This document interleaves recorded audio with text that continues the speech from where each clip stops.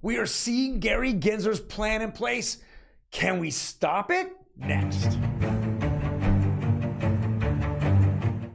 Yes, the commissioner of the SEC is got his plan in motion. We're going to go over that today, as well as, did someone just burn a $95,000 crypto punk?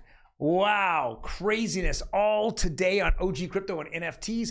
Welcome everyone, my name is Troy, and every day, Monday through Friday, we go over the latest news in blockchain, cryptocurrencies, as well as non-fungible tokens, NFTs. Now, before we jump into it, do me a favor, hit that like button. I want you to like this, because I'm gonna give you the best news every single day out there. Let's go. Jump into it. So as last week we heard BlackRock decide they wanted to go and get an ETF.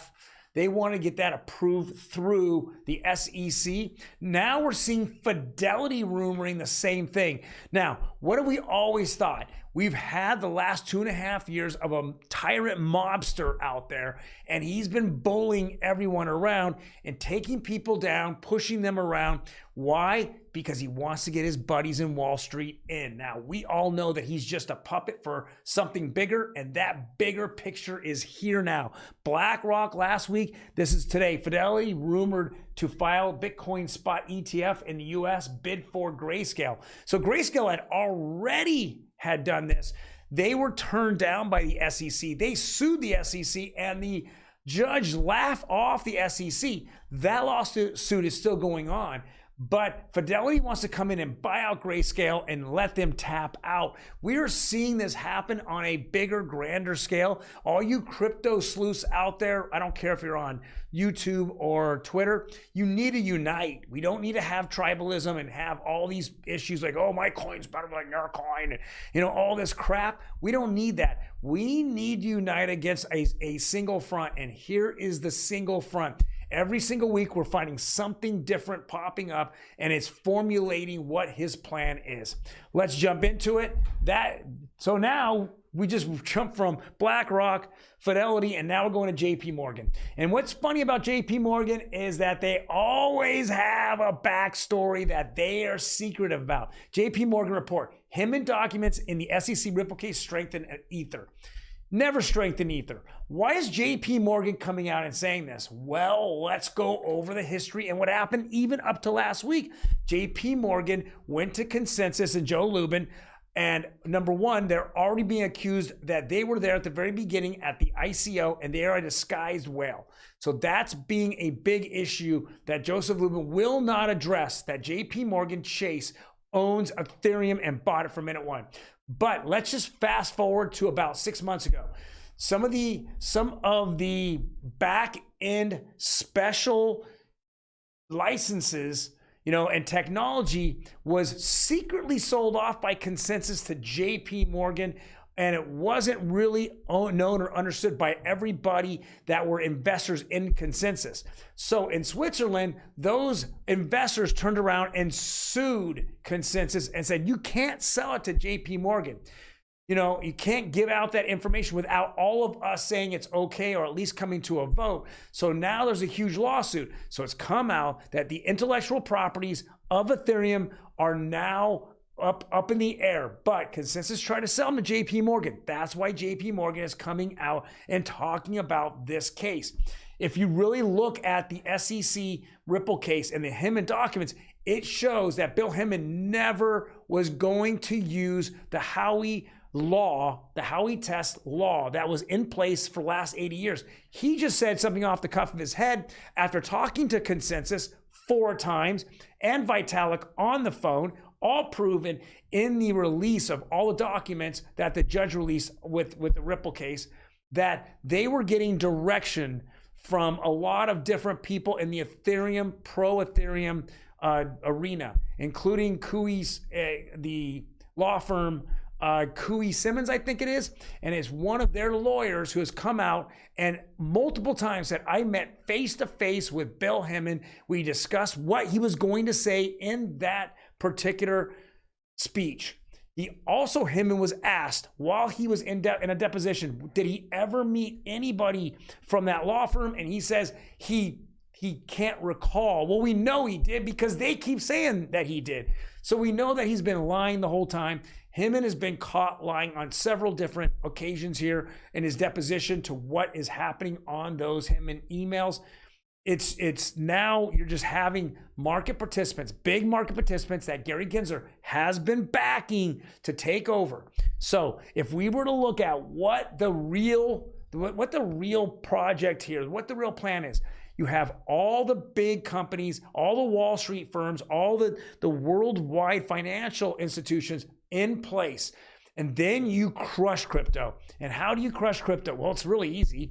You just do two things and that will crush them. Number one, the federal government dumps all their Bitcoin at once, right? They're the third largest holder of Bitcoin, dumps it all at once. Then you have Mt. Gox come in and they issue out the Bitcoin that was stolen, and you're gonna have another big dump of Bitcoin on the market.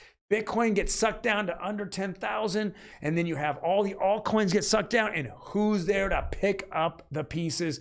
You have BlackRock, Fidelity, JP Morgan, Vanguard, just the names go on. And they're the majority owners of the crypto space. Guys, this is not a conspiracy theory. We're seeing it play out in real time. Let's jump into my favorite villain of all time in this space. Can we go back one? You got it. Do Kwon.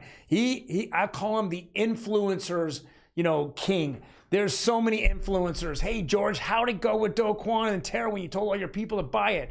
Hey, Ran, how did it go when you said that Do Kwon was the smartest man in crypto? Well, I guess you didn't give him a really good fake passport because he looks like he's sentenced to 4 months for having a fake one on him. What a joke, guys. This guy has been a joke. He's caused hundreds of millions, in fact, billions of dollars of heartache through our industry. And you know that different regulators across the world keep using these specific examples of stupidity that's out there. Now, nobody would even know about Terra Luna or Do Kwon or any of that was going on if it wasn't for the influencers that he went and, I believe, either gave massive discounts for their tokens or turned around and gave them free tokens to promote Terra.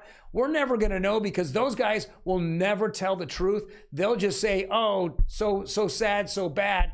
Too bad, retail, you ate it. But they're the ones that sat there and promoted this guy all day long. All right, let's jump to Coinbase. We know this. Coinbase blasts the SEC for no straight answers following court order.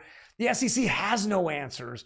All they're doing is delaying it. Now, I actually think that somewhere down the road, when the ETF gets approved by BlackRock, that they're going to use Coinbase to custodian those digital assets. I think Coinbase is going to sooner or later get a get out of jail free card, and I think this is all theatrics. Personally, doesn't make sense why an ETF would be approved by BlackRock if Coinbase is going to be the custodian, but they're being sued for those digital assets that they consider securities by the SEC. All right, let's jump on to the last one here. I'll go ahead and ramble this off myself unless you want to jump in here.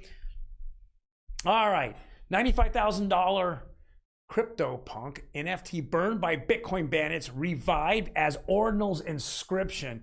What? So you just blew off the Ethereum network and then you burned it on the Ethereum network and then you revived it on Ordinals, which is a Bitcoin network.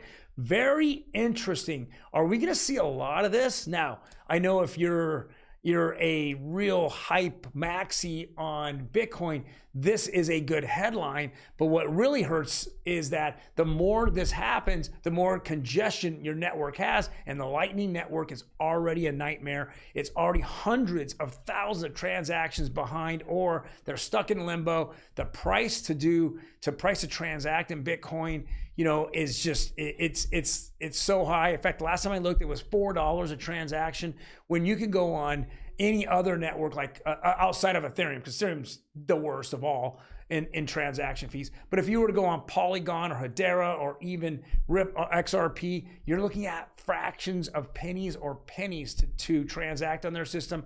This is just not what Bitcoin was made for. Yet Bitcoin maxis will continue to say how great it is, but they will not tell you what the madness that the charges to do payments, that they charge for payments and the amount of time it takes, and that how many payments are all, or transactions are all caught up and stuck in limbo. Craziness. So, well, guys, thank you very much for joining me today. I know there's a lot going on every single day in the crypto industry. It's so much more interesting than the real world for the most part. Guys, you take care, and I will see you tomorrow.